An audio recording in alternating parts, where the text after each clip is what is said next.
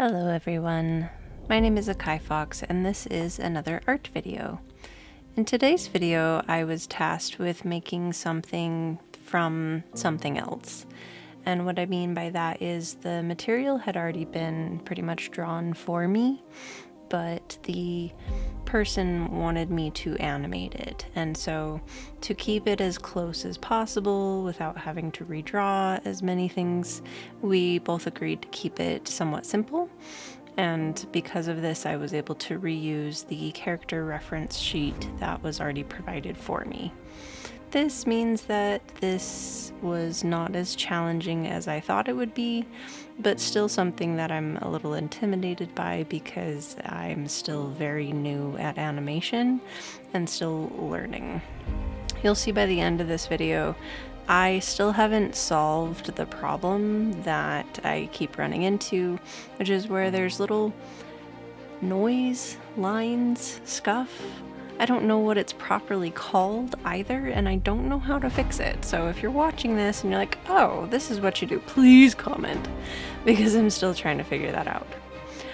So here I'm just using a lot of the lasso tool to select and erase the things I wanted to help everything have a cohesive look. I was using some of the blending tool, and I realized, oh, I guess I can't have two hands be exactly the same, so I needed to flip it.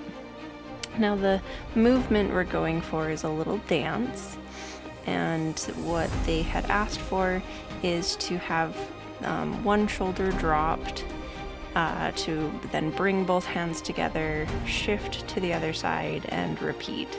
So essentially there are 3 keyframes, I think is what they're called. I've been trying to watch more animation tutorials, but essentially we have one image flipped from the other, and those will be the 2 end points, and then I have 2 points in the middle to just keep it as simple as possible.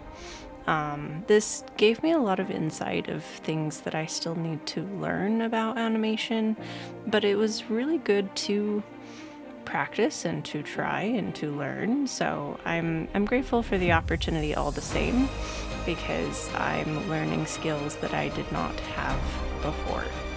I thought maybe I should try to redraw his head, and I said, I want to keep this as close to the original as possible, so we chose not to.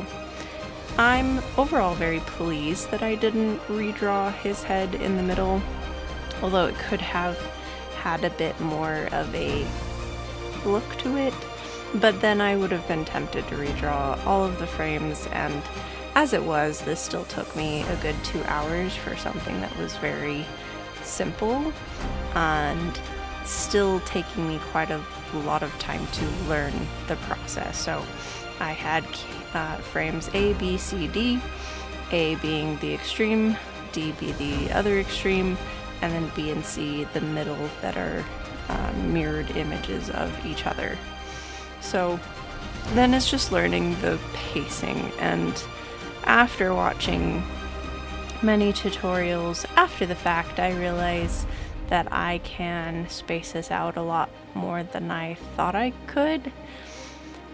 Overall, I am very pleased with how it turned out, because I did want a longer pause for the 2 extremes, the A and D frames, and a little less transition with B and C as the focus. So I'm still learning all of that. Again, if you have tips, if you are an animator yourself or you're familiar with Clip Studio, if you have videos or things you'd like to point me in that direction, I'm still very self-taught and still learning.